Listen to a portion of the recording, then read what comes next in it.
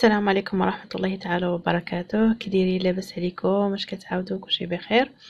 كنتمنى تكونوا دائما بخير وعلى خير وبصحة جيدة يا ربي. اول حاجة مرحبا بكم في قناة جميلة كريني، ودائما مع الوصفات السهلة والمجربة. اليوم ان شاء الله قررت نشارك معكم غريبة البهلة ديال اللوز والشنجلان اللي كتجي غزالة وهشيشة بزاف بزاف، ولا جربتوها يعني انا اكيده انها غادي تعجبكم. واللي داقها عندكم غادي يطلب لكم المقادير، فخليكم معايا نتعرفوا على الطريقه والمقادير. بالنسبه للمقادير البنات، عندنا هنا كيلو ديال الفرصلي مغربل من قبل، عندي معلقه صغيره ديال القرفه، عندي هنايا شويه ديال الملحه، جوج كيسان ديال الزيت،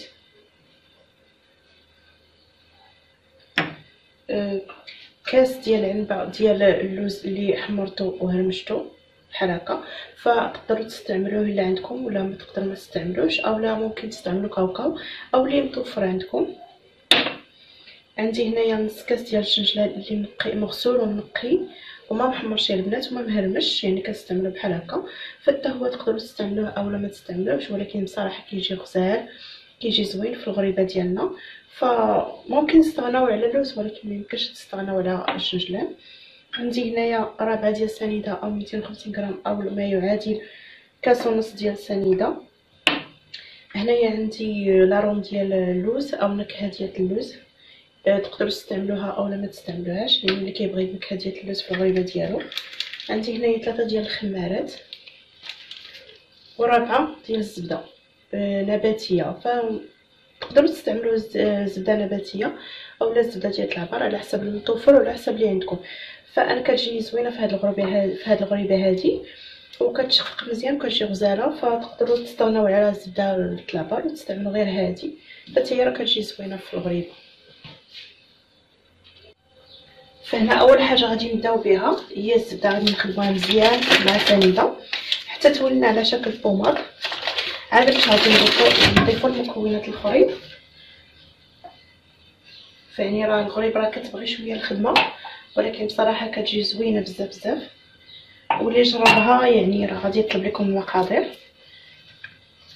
فكتبغي شويه ديال الصفر، ما نساوش هذيك شويه ديال الملحه،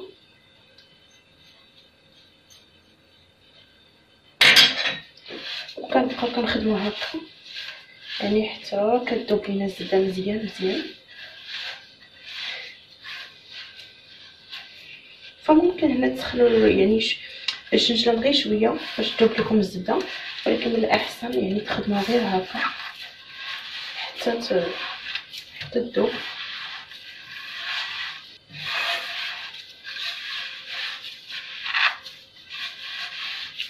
اللي عنده كراب اولا العجانه يقدر يخدم بها، ولكن كما شفتوا راه دغيا تخلطت لينا الزبده مع السنيده.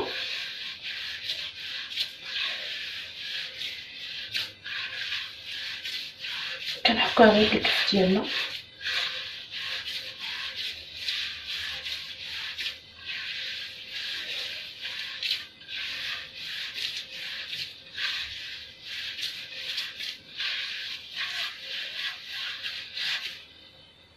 وكنزيدو الزيت كاس بكاس.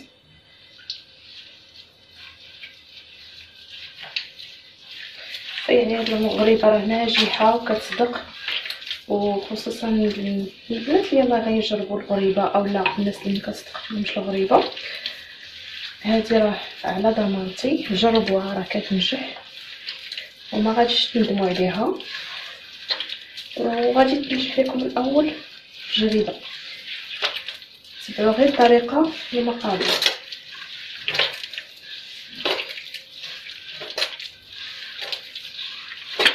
كنخلطو مزيان داك الكاس الاول ديال الزيت مع سنيده ومع الزبده.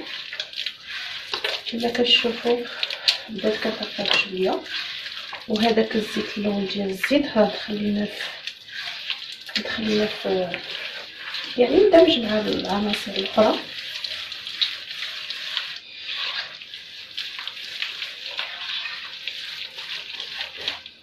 ثم كنزيدو الكاس الثاني، حتى هو بنفس الطريقه كنبقاو كنخلطو غير شويه بشويه حتى كيندمج مع جميع العناصر.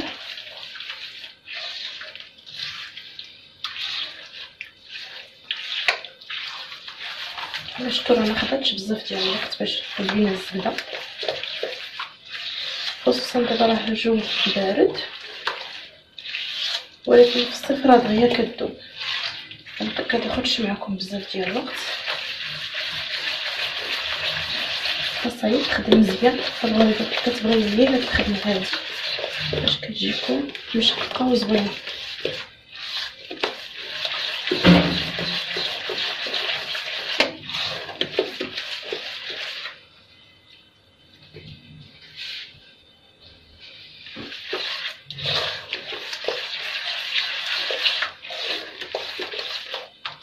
هنا غادي نزيدو داك الكاس ديال اللوز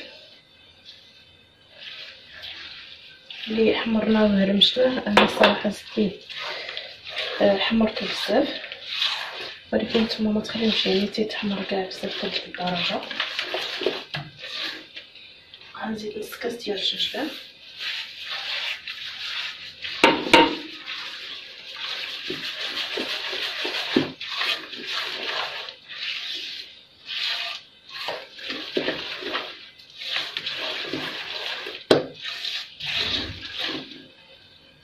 نص كاس ديال القرفه،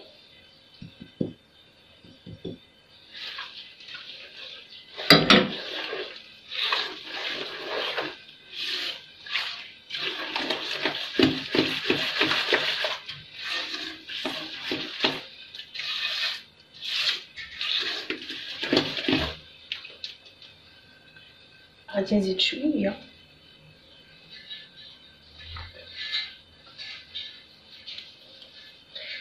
غنزيد شويه ديال النكهه ديال اللوز او الروح ديال اللوز، جهدي يعني معلقه صغيره باش تعطيني ديك النكهه ديال اللوز وصافي. تقدروا تستغناو عليها الا ما عندكمش، تكتفوا فقط بالجنجلان واللوز اللي درتو. انا حيت غير حيت عندي وبغيت نستعملها.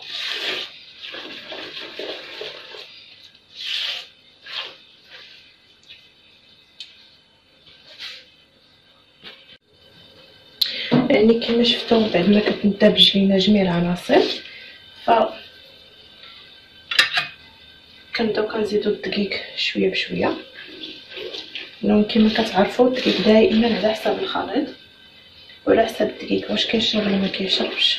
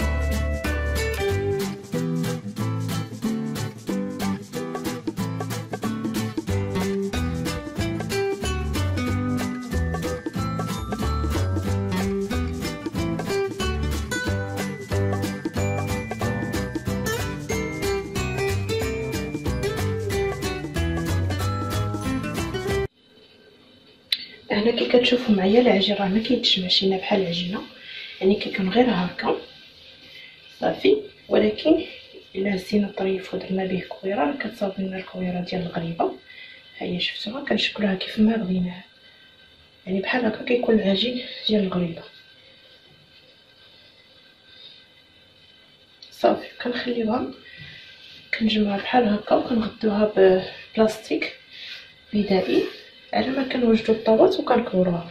فخليكم معايا باش تشوفوا التتمه ديال الفيديو.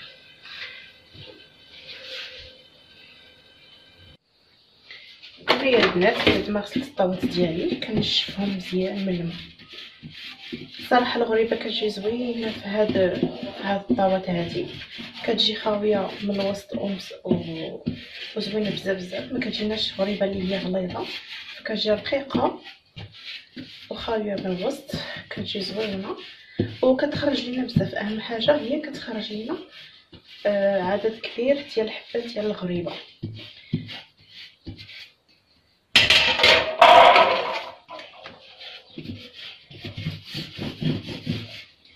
كنمسحوها مزيان وكندهنوها بشويه ديال الزيت وكنستفو فيها الغريبه ديالنا. انا كندير غريبه غير صغيره، حبات صغيره. تقدروا ديروا حبات كبار، ولكن بصراحه الا درتو حبات كبار ديروا حبات غير حتى لحد هنا، حيت الا درتوها حتى لهنا كبيره فكتلصق لنا مع الفرا وكتجينا غريبه اللي ما زويناش، كتولي كتهرس لينا دغيا.